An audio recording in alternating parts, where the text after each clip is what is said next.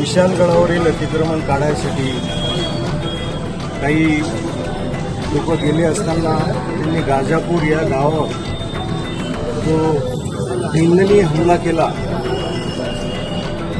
निर्दोष लोकांच्या घरामध्ये घुसून त्यांना मारहाण केली, अल्पसंख्याक समाजाची जी मस्जिद होती मस्जिद तोडण्याचा प्रयत्न केला, ही कारवाई अतिशय निंदनीय आहे. मलकापूर मतदारसंघातील संपूर्ण काँग्रेस